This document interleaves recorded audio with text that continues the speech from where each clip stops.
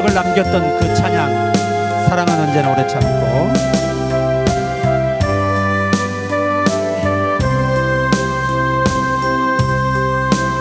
사랑은 언제나 오래 참고,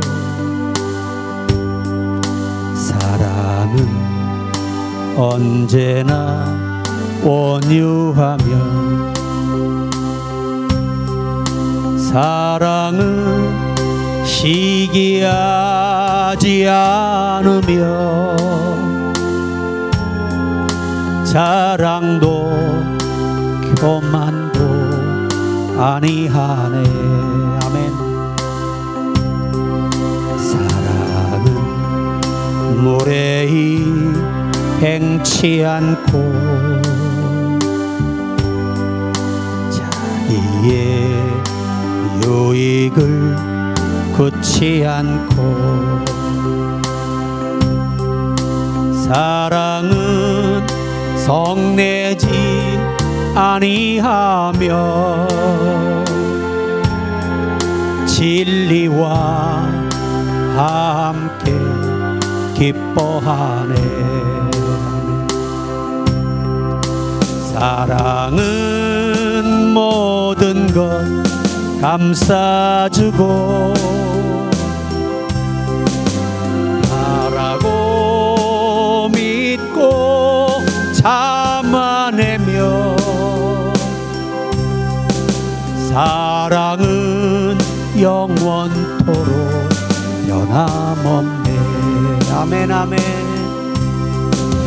믿음과 소망과 사랑은 이 세상 끝까지 영원한 것. 믿음과 소망과 사랑 중에, 그 중에 최일은 사랑이라. 아멘 아멘. 그 중에 최일은 사랑이라. 아멘. 참 이 곡은 언제 불러도 우리를 돌아보게 만들고 진정한 사랑의 의미를 깨우쳐주는 정말 소중한 말씀입니다. 영국의 대문호 셰익스피어가 오랫동안 알고 지내던 친구의 집을 찾아갔습니다. 때마침 친구는 집에 없고 집안일을 책임지는 하인이 대신해서 그를 맞아 주었습니다. 하인은 조금만 기다리면 주인이 돌아올 거라며 그를 거실로 안내했습니다. 그가 소파에 앉아 하인은 따뜻한 흉차 한 잔을 내왔습니다. 하인이 건넨 쟁반에는 기다리는 동안 간단히 읽을 만한 책 한 권까지 곁들여 있었습니다. 작은 배려에 감동한 그는 가벼운 고갯짓과 눈웃음으로 인사를 대신했다고 합니다. 그 하인은 하던 일을 끝마치려는지 부엌으로 들어가 버렸습니다. 한참을 기다렸지만 주인은 돌아오지 않았습니다. 남의 집 거실에 혼자 앉아 있는 자신의 모습이 머쓱해진 셰익스피어는 차라도 한 잔 더 얻어 마실 생각에 부엌으로 갔습니다. 그런데 부엌문을 연 순간 그가 발견한 것은 아무도 없는 부엌에서 혼자 양타 앉아 밑을 청소하고 있는 하인의 모습을 보게 됩니다. 그것은 누가 일부러 들춰보기 전까지는 아무도 더러운지 깨끗한지 알 수 없는 그런 곳이었습니다. 그런데도 하인은 누가 뒤에서 보는 것도 아니고 주인이 억지로 시킨 것 같지도 않은데 혼자 콧노래를 불러가며 양탄자 메스를 닦고 있었다고 합니다. 그 모습을 발견한 이 셰익스피어는 젊은 사람들로부터 인생의 성공 비결이 무엇냐는 질문과 누구로부터 가장 큰 영향을 받느냐는 질문을 받았을 때 이렇게 말하곤 했다고 합니다. 혼자 있을 때에도 누가 지켜볼 때와 다름없이 행동에 아무런 변화가 없는 사람, 바로 그 사람이 무슨 일이라도 성공할 수 있는 성숙한 사람이고 존경받는 사람이 될 것이라는 것이었습니다. 성숙함이라고 하는 건 뭐 눈에 보이는 것만 잘하는 게 아니고 아무도 없어도 누가 시키지 않아도 보이지 않는 부분까지도 즐거운 마음으로 할 수 있는 이런 사람을 성숙하다라고 말합니다. 우리가 아까 사랑 노래 불렀잖아요. 사랑은 무례히 행치 아니하고. 부부간에도 사랑은 무례하게 행동해서는 안 돼. 부부간의 대화도 무례하면 안 돼. 누군가의 인격을 내리고 그러한 모습들은 아직 성숙하지 않은 거예요. 그러니까 부부간에도 말 한마디도 조심해서 해야 되고 서로 인격에 손상이 안 돼야 되고 상처가 안 돼야 돼요. 교회 안에서 여러분이 우리 목회자가 조금 부족하게 보여도 목회자를 대하는 여러분의 태도가 겸손해야 되고 또 예의가 있어야 되고 이 기본이에요, 기본. 저는 이 부교육자 처음에 전도사 임명을 받을 때 제 월급이 5,000원이었어요. 그때 여러분 방 한 달 월세가 3만 원이에요. 그럼 5,000원 받아서 3만 원 월세 낼 수 없고 먹고 살 돈도 없어요. 그런데 그 5,000원에서 11조 떼야 되죠. 또 4번 또 주일마다 헌금해야 되잖아요. 감사금 떼놔야 되죠. 또 구역예배 있잖아요. 구역예배 헌금 떼놔야 되죠. 그러니까 결국은 돈이 없어요. 그런데 산에 가서 밤새도록 부르짖으며 낮에는 전도했습니다. 단 한 번도 방세가 없어 밀려본 적이 없어요. 쌀이 떨어져 본 적이 없어요. 역시 하나님은 믿고 충성하는 자에게는 쓸 것을 채우시더라. 그리스도 안에서 그 말씀이에요. 요즘 여러분 큰 교회들 가보시면 이제 젊은 분들이 목사님, 담임 목사님이잖아요. 그런데 이 권사님, 장로님, 집사님들이요 90도로 허리를 굽혀요. 왠줄 아십니까? 하나님이 세우신 목사이기 때문이에요. 비록 자기 자식보다 어리고 손잡벌도 안 되는 그런 분을 가리켜서 두 손을 모으고 목사님 평안하셨습니까? 인사를 한다 그 말이에요. 이게 뭐예요? 사랑은 무례히 행치 않는 거예요. 만약 여러분이 나보다 내가 더 먹었다고 해서 아이고 젊은 것이 많이 컸어? 아주 매우 위험한 발상이죠. 여러분 모세가 아론보다 어립니다. 동생입니다. 그러나 철저히 인격을 갖추며 순종합니다. 그것은 형제이기 때문이 아닙니다. 하나님이 모세에게 장자권을 줬기 때문에 리더를 세웠기 때문에 그 하나님이 세운 그 권위 앞에 순종하는 것입니다. 저희 때는 뭐 부교육자 생활할 때 담임 목사님께 말대꾸 한번 해볼 수 없었어요. 일단 명령이 떨어지면 안 하면 사표 쓰는 거예요. 순종 안 하려면. 그렇게 엄격한 이 교육을 제가 받고 살았거든요. 그러니까 우리 교회도 마찬가지예요.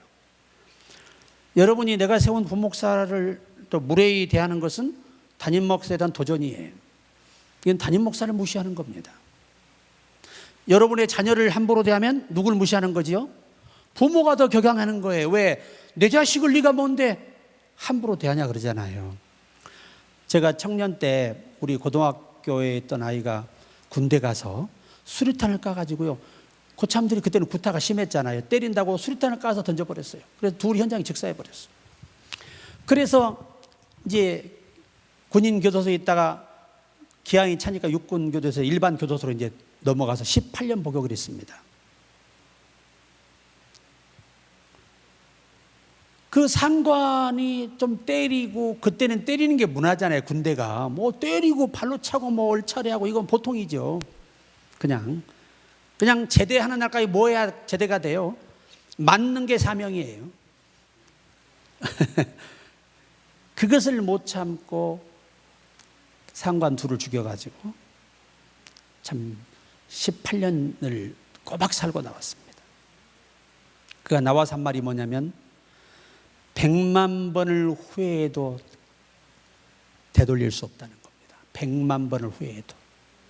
자기가 교도소에서 18년 동안 얼마나 이 젊은 세월을 허비하고 그 갇혀있다는 사실 자체만 가지고도 너무 가슴이 아프지만 나로 인해 그 두 사람의 부모님이 얼마나 마음고생을 평생에 가슴에 묻고 고통을 겪을 걸 생각하니까 너무 가슴이 아프더라는 거예요. 그래서 우리가 이 그리스도 안에서 성숙함은 무례히 행하지 않는 거예요. 여러분이 조금 우리 목사님들이 부족하게 보이고 몸이 아프게 보이고 좀 여러분에게 좀 무리한 부탁을 하고 할지라도 겸손한 마음으로 하시는 것이 신앙이 성숙한 사람의 도리잖아요. 세상에 주기철 목사님의 스승이 갑자기 생각이 안 나네. 네? 장로님이신데 그분이 초등학교 선생님이세요. 그런데 주일 예배 늦어버린 거예요. 그러니까 이 주목사님이 섰다가 장로님 거기 서세요. 신발 그대로 들고 이러신 거예요. 그러니까 교회가 이제 뒤집어진 거예요. 세상에 선생님을 갖다가 이렇게 망신을 주고 했다고 다들 가슴이 두근두근 예배 끝나고 이제 난리 났다. 주목사 어떡할 거냐 다 그러고 있는데 주목사님이 장로님 앞으로 나오세요. 먼저 기도하세요. 그러니까 무릎 탁 꿇고 하나님 제가 장로로서 주의 종의 마음을 아프게 하고 실망시켰던 것을 회개하고 성도들에게 본이 되지 못한 것들을 회개합니다.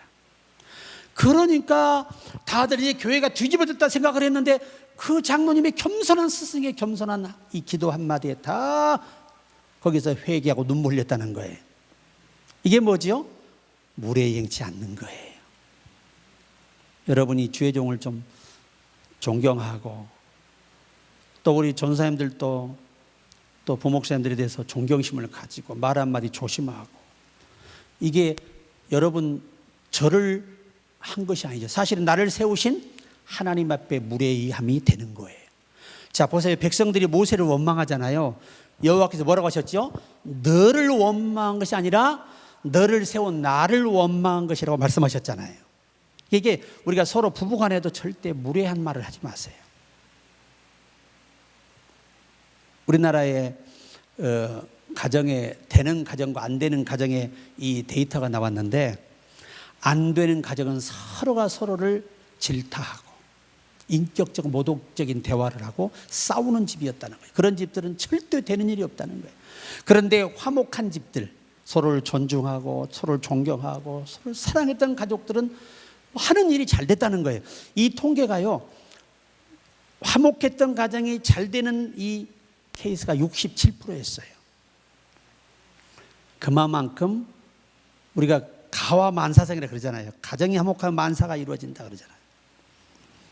우리 이왕이면 성숙한 그리스도인들은 무례히 행치 않는다. 서로가 서로를 존중하여 말 한마디 아끼시기를 바랍니다. 예. 그래서 첫째 우리가 성숙한 사람이 되면 성숙한 하나님의 사람이 되도록 성장해야 합니다. 야고보서 1장 4절에 인내를 온전히 이루라. 이는 너희를 온전하고 구비하여 조금도 부족함이 없게 하려 함이라.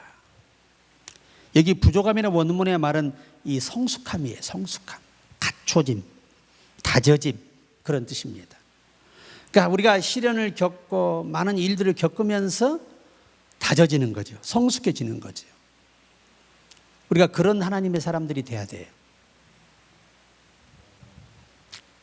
하나님이 여러분과 내가 원치 않지만 많은 일들을 겪게 하잖아요. 이것들이 여러분과 나를 다져서 갖추어서 성숙하게 해서시려고 하는 데 의도가 있습니다. 자, 디모데전서 4장 15절에 이 모든 일에 전심전력하여 너의 성숙함을 모든 사람에게 나타나게 하라. 내가 나를 스스로 높인다고 우리가 높임을 받는 것이 아니라 내가 성숙함을 보일 때 모든 사람이 나를 따르고 존경하게 됩니다. 빌립보 4장 5절에 너희 관용을 모든 사람에게 알게 하라. 주께서 가까우시니라. 이 관용이 뭐지요? 넓은 마음, 너그러운 마음이잖아요. 관용이라는 것은 원어에서는 품다라는 말이에요. 그 어떤 것도 다 품어서 내가 이해하고 용서하고 스스로 다 내가 컨트롤하고 그러한 능력을 의미하는 것입니다. 그러니까 여러분이 저 사람은 참 성격이 좋아. 참 저분은 인격이 좋아. 언제 가서 만나도 반갑게 대해주시고 참 칭찬해 주시고 격려의 희망을 주셔. 이러한 이미지가 우리가 끼쳐질 때 전도가 되고 여러분과 나를 따르는 사람이 많아지게 되죠. 교회를 실컷 요구했는데 그 사람이 우리 교회를 와버리면 어떻게 돼? 민망해 안 민망해? 그 사람이 엄청 민망하죠. 그러니까 전도를 꺼리고 딜레이 하는 거죠. 왜? 자기가 한 죄가 있으니까. 실제 우리가 그런 경우가 있었습니다. 자, 야곱의 성숙함 아시잖아요. 야곱이 얼마나 성숙해졌냐면 세겜에서 올라온 이후로 그런 완전히 사람이 달라졌어요. 사람이 생각하는 것이나 말하는 것이나 깨닫는 것이 성숙해졌습니다. 그러니까 이제 이 세겜에서 그 아픔을 겪고 베델레 올라온 순간부터 그는 자기 생각으로 일하지 않아요. 아무리 급해도 세겜의 사건을 통해 그가 완전히 사람이 바뀌어버리는데 자기가 원해서 피하지 않고 하나님이 명령하여 피하라 할 때까지 거기서 기다리고 순종을 기다려요. 이게 성숙함이에요. 그러니까 우리가 이 요셉의 남편, 마리아의 남편 요셉도 그잖아요. 얼마나 성숙한 사람이에요. 신중한 사람이에요. 이게 성숙함이에요. 한 번 더 쉬면서 하나님의 뜻을 살펴보는 사람이 성숙해지는 겁니다. 그래서 우리가 에바브라디도 같은 분 죽기에 이르러 자기 몸을 돌아보지 않고 죽는 순간까지 주의 일 한 번 더 하다 죽겠다라는 이 심정, 이 성숙함. 오히려 이런 사람들은 죽고 싶어도 하나님이 살려줘요. 이게 하나님을 감동하는 성숙함이죠. 또 우리가 옥합을 깨뜨린 마리아 같은 분들 보시면 알겠지만 당시에 여러분 이게 토기장이가 있잖아요. 향유가 이게 날아가 버리면 그냥 다 말라 없어져 버려요. 이 비싼 향유가. 그래서 이거를 아예 출구가 없이 뚜껑이 없어요. 아예 이것을 갖다가 만들 때 이 토기장이가 어느 정도 붓고 위에를 다 봉해서 똑같이 새 것처럼 다 가공을 해버립니다.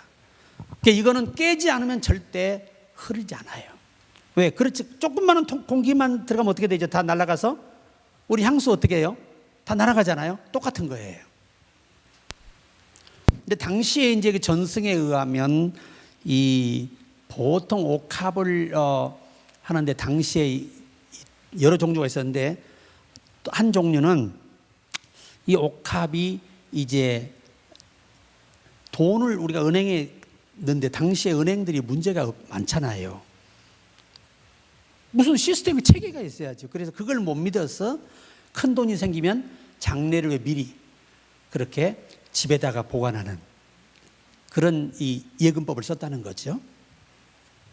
그러면 이게 대충 우리가 세 가지로 전승에 요약이 된 첫째가 옥합을 만드는 이유가 뭐냐? 내가 성장해서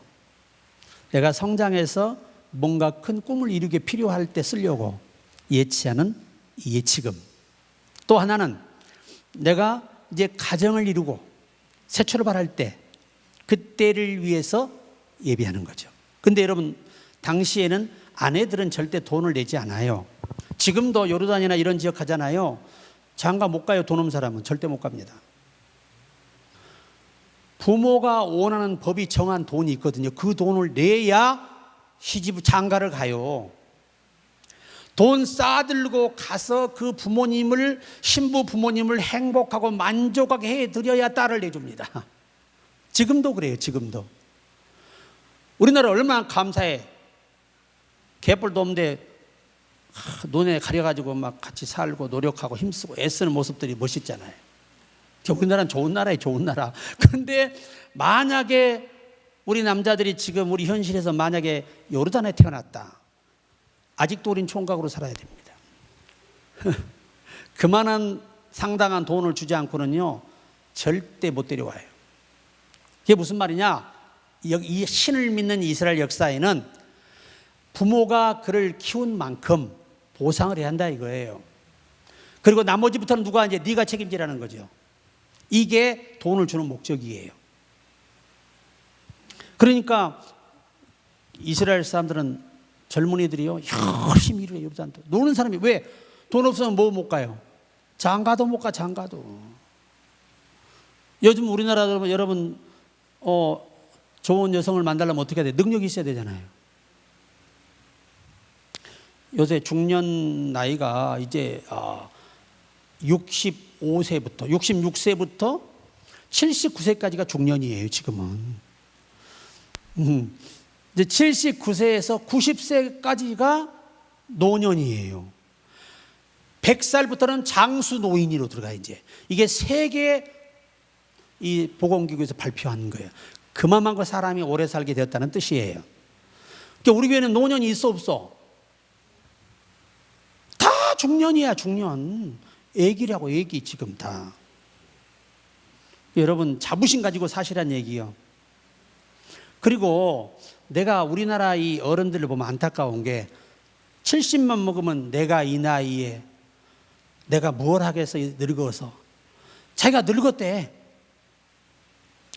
그 말을 듣는 90세 할머니 기분이 어떨까? 참 기가 막히죠.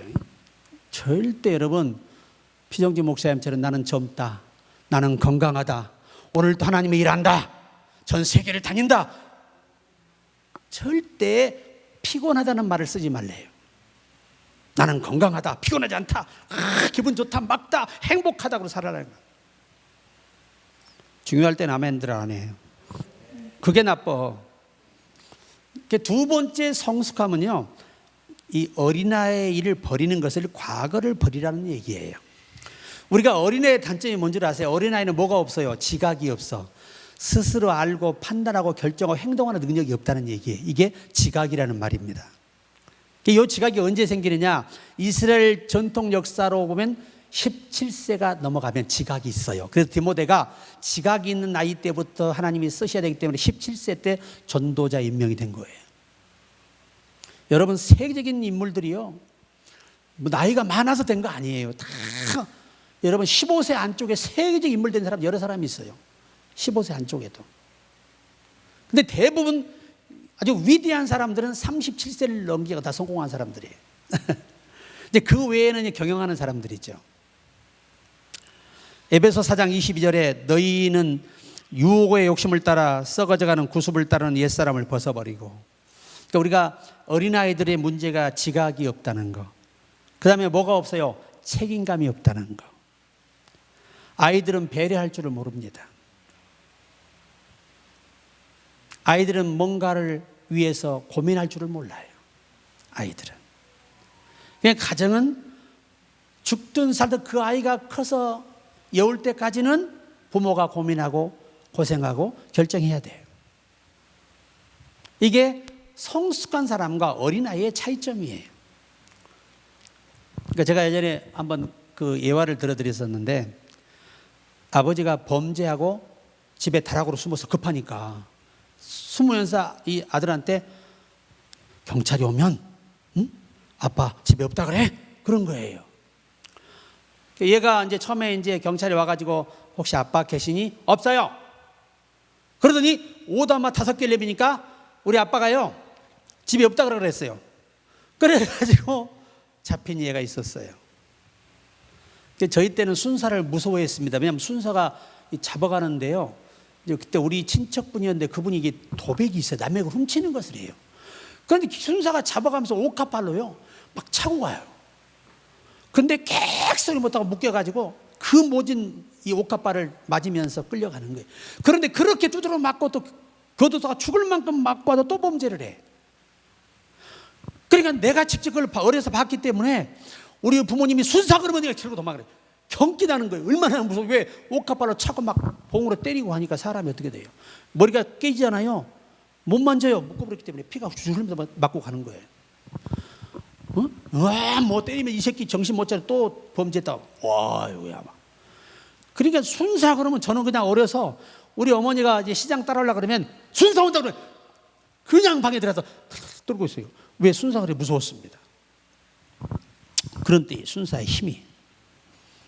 그러니까 그 어려서 그 이제 우리 어머니가 나중에 그러더라고. 저 양반이 남의 다 지나가면서 남의 거 다 따먹고 다 파먹고 그렇게 버릇들여 살더니 늙어서도 저 짓을 한다는 거예요. 그때 나이로 그분이 60이 되는 것 같아요. 근데도 그렇게 남의 걸 훔치는 버릇이 고쳐지질 않아요. 교도소, 그때는요 교도소 가서 그분 나와서 술 먹고 얘기하잖아요. 그때는요 교도소 가면 매일 맞는 게 일이래요. 들어가면 아주 그냥 뭉태네요. 그냥 막 밟은데 와서 들어가자마자 공기 잡으려고 그러고 그렇게 또 때린대요. 그리고 밥도 고참들이 다 뺏어 먹고 이만큼 안 죽을 만큼 주니까 바짝 말라고 나오는 거예요. 그냥 송장처럼. 그런데도 나오면 얼마 못 가서 또 뭐예요? 또 범죄예요. 그게 어린아이를 못 버렸다는 말의 의미가, 그래서 성경은요, 어려서 교육이 중요해요. 여호와의 법을 가르치면 늙어서도 안 떠납니다. 그만큼 말씀으로 잘 정리된 아이들은 그 말씀의 신앙은 그 말씀이 양심을 늘 치고 교훈하기 때문에 바르게 돌아온다는 것입니다. 그리고 우리가 마가복음 7장 16절에 사람 안에서 나오는 것이 사람을 더럽게 하는 것이니라. 음식을 먹어서 더러운 게 아니고 입에서 나오는 부정한 말들이 자신을 더럽게 하고 상대를 더럽게 한다는 겁니다. 예수님 말씀이니까. 히브리서 6장 1절에 그러므로 우리가 그리스도의 도의 초보를 버리고 죽은 행실을 회개함과 하나님께 대한 신앙과 죽은 행실을 자꾸 우리가 버려야 되는데, 어린아이가 수준 낮은 신앙생활을 버려야 돼요. 이제 여러분 스스로가 시험에 왔을 때 그 시험을 스스로 이겨내고 어떤 말을 들어도 흔들리지 않고 어떤 상황을 봐도 흔들리지 않고, 여러분 부모가 어떤 시련이 난다고 자식을 포기하나요? 가정 포기하지 않아요. 죽을 고생을 해서 가정을 지키고 자녀를 키웁니다. 이게 뭐 때문이에요? 성숙함의 차이예요. 아이들은 그 능력이 없어요. 성숙하지 않기 때문에. 그래서 바울이 하는 말이 교회 안에서도 그렇다. 이 교회 안에서는 시어머니가 되지 말고 친정엄마가 되라는 거예요. 참 내가 우리 누나들 예전에 보면요, 옛날에는 이 엄마들, 시엄마들이 좀 엄했잖아요, 시아버지가. 그러니까 명절날 그냥 가면은 며칠 전부터 소화가 안 되고 불면증에 시달려요. 그 3, 4일을 어떻게 5일을 가서 버티고 올까? 그 무서운 시아버지, 시어머니 등살에 어떻게 견디고 올까? 그게 그렇게 두려워가지고 보면은 그냥 누나들이 얼굴에 기쁨이 없어요. 그냥 일주일 전부터 막, 우리 심한 누나 15일 전부터 막 신경통을 앓고 두통을 앓고 막 힘들어해요. 그러나 옛날에 안 갈 수 있어요. 안 가면 어떻게 돼요? 뒤집어지죠, 완전히. 참 그렇게. 그리고 시어머니들도 이제 좀 며느리가 좋은 걸 많이 가져가야 조금 더 부드럽게 돼야지. 깡통차고 갔다는 정말 아주 구박에 아주 그냥 욕바가지에 그렇게 힘들게 하고 돌아왔다는 거예요.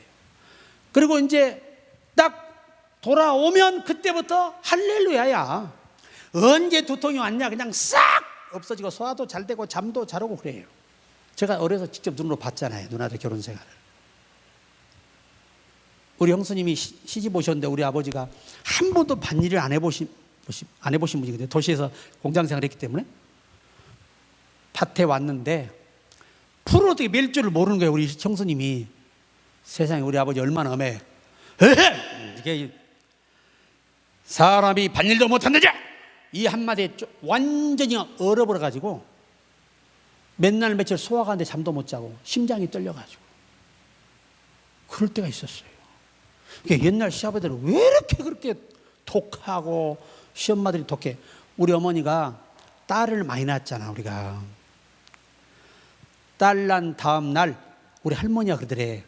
딸 낳았는데 밭에 가 일 못한다냐? 그래서 애기 낳고 팔아 이랬대요. 와서 세상에. 옛날엔 딸은 인기가 없어. 그냥 그러다 내가 귀한 아들이 태어나니까 우리 할머니가 땅에 내려놓지를 않더래요. 어이구 귀한 내 새끼. 그러니 누나들이 얼마나 서글퍼. 사실은 딸들이 더 잘하는데 부모한테. 아들놈들 다 소용없다. 딸이 최고야, 딸이 최고야. 지금도 그래요. 사실 따님들이 얼마나 딸들이 잘하는지 몰라.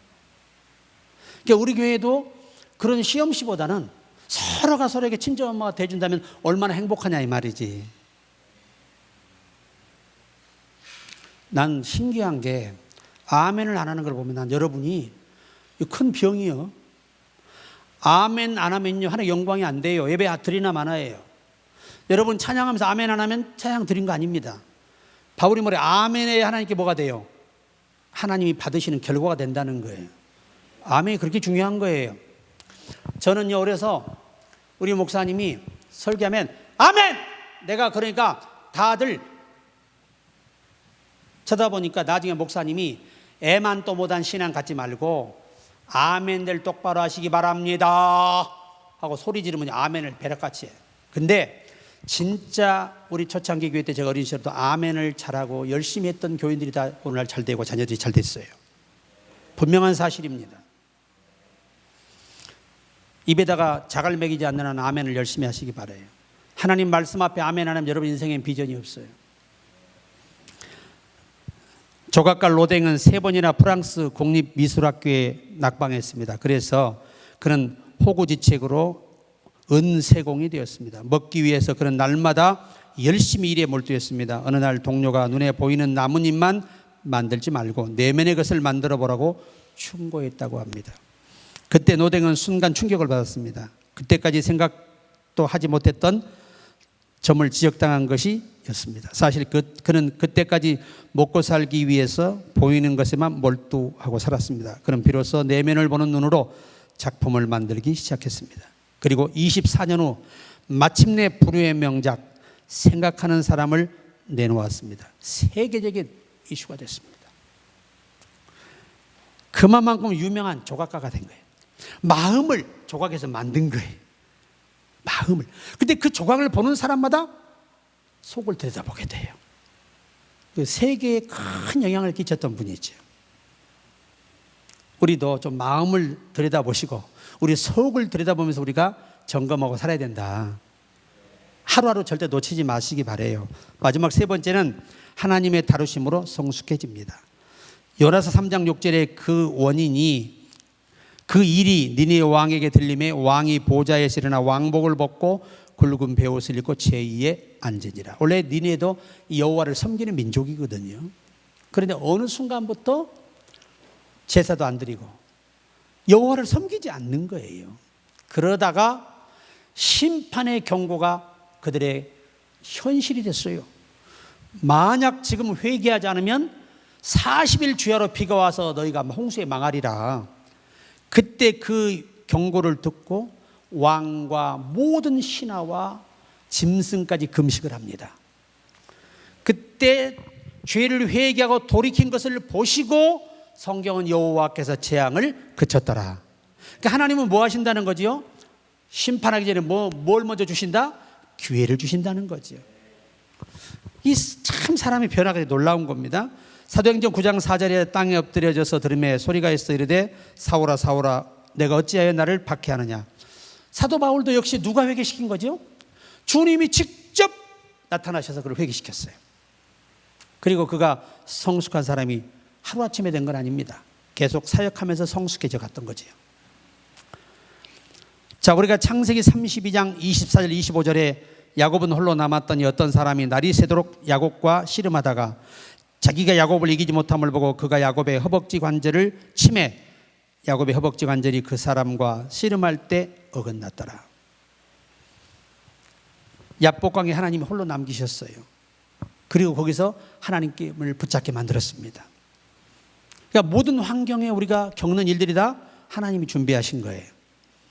그하는 것을 잘 인내하시고 이겨내서 성숙한 단계로 오라는 것입니다. 독일의 발츠 목사가 미국의 어느 교회에 방문했을 때 그 목사가 한 교인을 소개하면서 그분은 하루도 빠짐없이 교회에 나와 봉사하는 분이라고 우리는 그를 챔피언 평신도라고 부른다고 자랑을 했습니다. 그러자 어리둥절한 발츠 목사가 그럼 그분은 가족도 직장도 없고 사회생활도 도통 안 하시는 분인가요? 라고 물었습니다. 그는 오히려 아이가 셋이나 있는 가정에다가 사업도 충실히 하고 있으며 공화당 당원까지 역임하고 있다고 대답을 했습니다. 그가 대답하자 발츠 목사가 감동한 듯 진정한 그리스도인이라면 가정과 직장 그리고 사회에서도 자신의 직분을 잘 감당하는 사람이어야 한다라고 설교했다는 거예요. 그러니까 얼마나 부지런해야 되겠어, 그죠? 얼마나 열심히 해야 되겠어요. 이런 성도가 되기 위해서. 자, 결론입니다. 우리는 사단에 의해 변질된 모습을 회복해야 됩니다. 그래야 성숙한 그리스도인으로 살아갈 수가 있습니다.